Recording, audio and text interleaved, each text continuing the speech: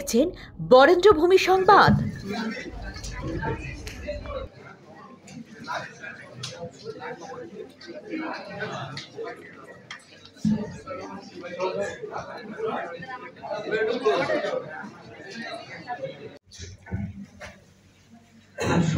প্রত্যেকটা ছাত্রছাত্রী আজকে যারা বইটা পেয়েছেন, প্রজেক্ট রিপোর্ট তো করতেই হয় সবাইকে।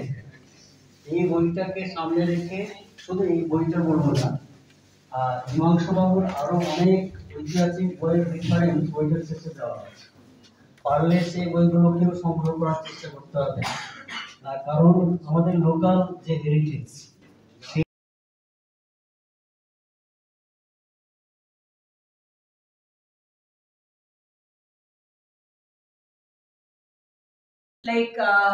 you should participate, you should, sir is here to speak everything about, the burn place and everything.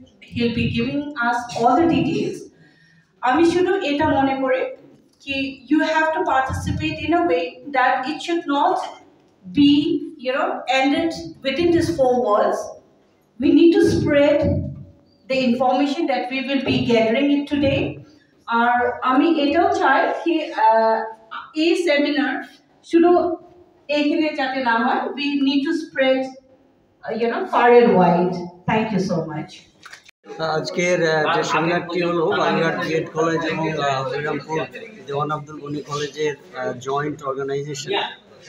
সেটি ছিল মূলত অতীশ দীপঙ্কর শ্রীজ্ঞান, যে বুদ্ধিস্ট মহাপণ্ডিত দশম এবং একাদশ শতাব্দীর, তার যে জন্মস্থান হরিরামপুরের সুরাহার গ্রামে, এই ব্যাপারটাকে সামনে রেখে একটা সুন্দর সেমিনার হয়ে গেল, যার মুখ্য বক্তা ছিলেন প্রফেসর হিমাংশু কুমার সরকার মহাশয়।